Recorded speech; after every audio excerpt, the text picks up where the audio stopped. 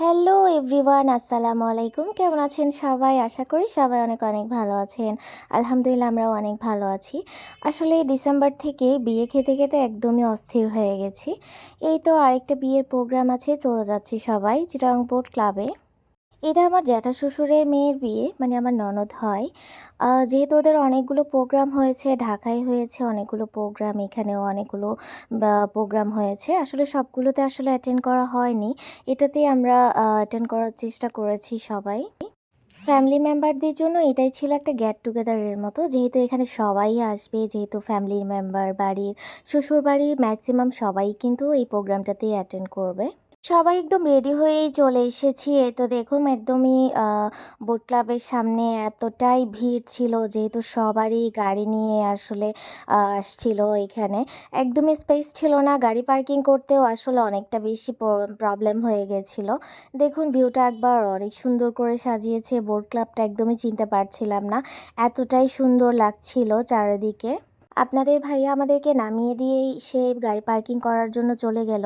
আসলে অনেক বেশি এখানে ব্যস্ততা, একদমই গাড়ি রাখা যাচ্ছিল না। সে একদম নাকি শেষমেশ একদম বাইরে গিয়ে পার্কিং করেছে, যেখানে একদমই সেফ থাকবে গাড়িটা, আর কোনো প্রবলেম হবে না আমাদের বের হতেও। এই তো দেখুন এবার বসে গিয়েছি খাওয়া দাওয়া করতে। যেহেতু আমরা আস্তে আস্তে অনেকটাই লেট হয়ে গেছিলো, প্রায় 9:30 10:45 বেজে গেছিলো আমাদের। আসলে যারা ফ্যামিলি মেম্বার ছিলেন ওরা সবাই আর্লি এসে, যেহেতু বাড়ি থেকে এসেছে ম্যাক্সিমাম, সবাই আগে ভাগেই খাওয়া দাওয়া করে নিয়েছে, যেহেতু ওরা আবার আর্লি ব্যাক করবে। এখানে আসলে প্রোগ্রাম হচ্ছিল, এবার আমরা খাওয়া দাওয়া শেষ করে চলে যাচ্ছিলাম প্রোগ্রামে অ্যাটেন্ড করার জন্য। এখানে অনেকগুলো আসলে শিল্পী আনানো হয়েছে, এখানে খুব সুন্দর সুন্দর গান করছিল তারা। মাশাল্লাহ, এত সুন্দর করে সাজানো হয়েছে সব কিছু, ডিজাইন ডেকোরেশন আসলে অসম্ভব রকমের সুন্দর লেগেছে আমার কাছে। চারপাশে ফুচকা, চটপটি, তারপর কফি, বিভিন্ন রকমের নাস্তার আইটেম করা হয়েছে।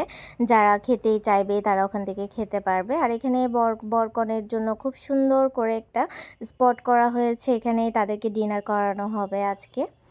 দেখুন একবার ভিউটা। আসলে এখানে যে গানগুলো হচ্ছিল সবগুলো আমার অনেক বেশি ফেভারিট ছিল, কিন্তু আসলে এগুলো যেহেতু কপিরাইট চলে আসবে, তাই আমি আর অরিজিনাল সাউন্ডটা অ্যাড করতে পারিনি। সবাই মিলে একসাথেই বসে অনেকক্ষণ আড্ডা দিয়েছিলাম, প্রায় আমরা অনেক রাত পর্যন্ত আসলে ওখানে থাকা হয়েছিল। প্রায় বাসায় আসতে আসতে দেখা গেছে আমাদের 2টা বেজে গেছে, এমন একটা অবস্থা। তারপরেও সবাইকে দেখে অনেক বেশি ভালো লাগছিল। সবাই শ্বশুরবাড়ির অনেকের সাথে আসলে তেমন একটা দেখা হয় না, বিয়ে শাদিতে প্রোগ্রামে গেলে আসলে সবার সাথে দেখা হয়, কথা হয়, অনেক বেশি ভালো লাগে।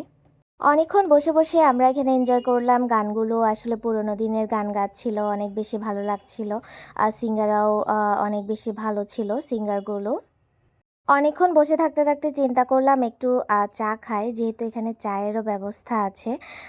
যেহেতু আমরা হচ্ছি অনেক বেশি পরিমাণ চা লাভার, সেই ক্ষেত্রে আসলে যেখানেই চা পাই না কেন চাটা অনেক বেশি খাওয়া হয়। এই তো দেখুন তাদের অবস্থা, বাপ ছেলের এত ভালোবাসা, মাশাআল্লাহ, কোথায় যে রাখে তাদের এই ভালোবাসা। এই তো এবার আমরা চলে যাওয়ার জন্য বেরিয়ে পড়লাম, যেহেতু অনেকটাই রাত হয়ে গেছিল, প্রায় 1টা বেজে গেছে, তখন 1টা 1:30 সময় হয়েছিল। অনেকেই আছে, দেখুন এই যে বর আর কনে, মাশাআল্লাহ ওদেরকে অনেক বেশি সুন্দর লাগছিল। এই তো এবার আমরা ব্যাক করছিলাম, যেহেতু গাড়ি আমরা বাইরে পার্কিং করেছি, এখানে ভিতরে আসলে পার্কিং করলে আজকে সারা রাতও আমাদের যাওয়া হতো না। এই তো ভিউটা দেখতে দেখতে বেরিয়ে যাচ্ছিলাম, যেহেতু আমাদের গাড়িটা ছিল একদমই গেটের বাইরে, এক পাশ করে আসলে আমার জামাই মহাশয় খুব সেফলি গাড়িটা রেখেছে। বোট ক্লাবের ওয়েদারটা বাইরে অনেক বেশি ঠান্ডা ছিল, কিন্তু ভিতরে কিন্তু অনেক বেশি গরম ছিল, যেহেতু অনেক বেশি মানুষ ভিতরে, তাই ভিতরে অনেকটাই গরম লাগছিল, কিন্তু বাইরের ওয়েদারটা অনেক বেশি ঠান্ডা। এই তো এবার আমরা বাসার দিকে চলে যাচ্ছি, আমরা এলিভেটেড এক্সপ্রেস হয়ে একদমই 20 মিনিটের মধ্যে আমরা বাসায় পৌঁছে গেছি। আজকে এতটুকু, সবাই ভালো থাকবেন, আল্লাহ হাফেজ।